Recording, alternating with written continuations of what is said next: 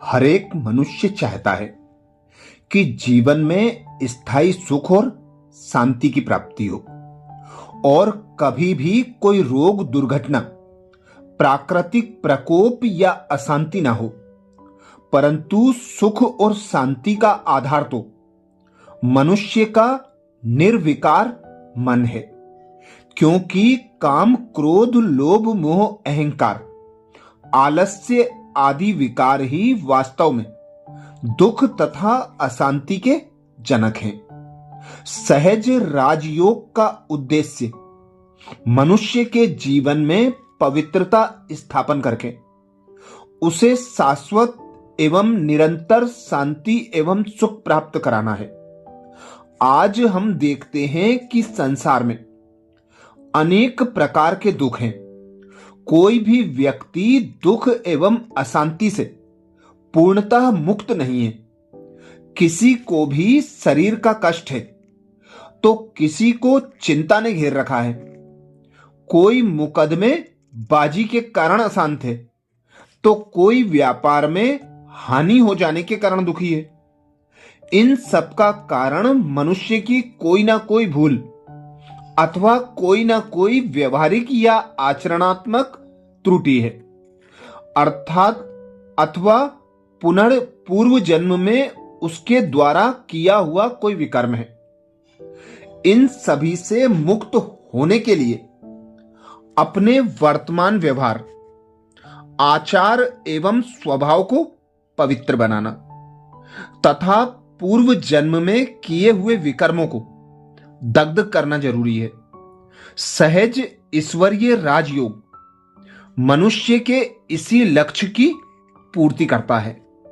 सहज राजयोग के अभ्यास द्वारा मनुष्य आत्मा पूर्णतः पवित्र एवं कर्मातीत होकर इस देह बंधन, भव बंधन और कर्म बंधन से मुक्त हो जाती है।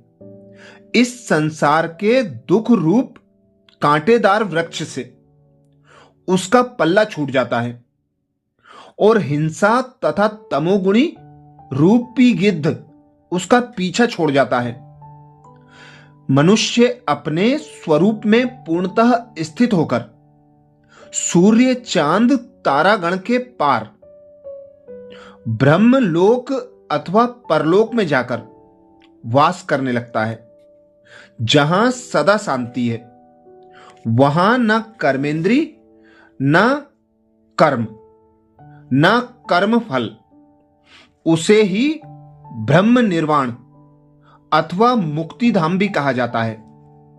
वहां कुछ कालवास के बाद मनुष्य आत्मा अपनी पवित्रता एवं दिव्यता की पराकाष्ठा के अनुसार सतयुगी या त्रेतायुगी सृष्टि में साकार होती है, अर्थात अवतरित होती है। सतयुग और त्रेतायुग में उसकी अवस्था जीवन मुक्त कहलाती है। तब उसके जीवन में दुख एवं अशांति का नाम निशान भी नहीं होता। बहुत से लोग इस रहस्य को न जानने के कारण समझते हैं कि मुक्त होने पर आत्मा परमात्मा में या ब्रह्म तत्व में लीन हो जाती है। परंतु वास्तविकता यह है कि आत्मा तो अनादि और अविनाशी है। उसके लीन होने का तो प्रश्न ही नहीं उठता।